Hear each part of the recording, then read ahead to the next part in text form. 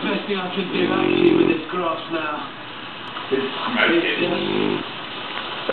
put down my shirt and use this and act like a scarecrow. And hope that it keeps me warm through this night. And what this does is it acts like kind of down and will insulate hopefully a lot of the heat, and it makes me look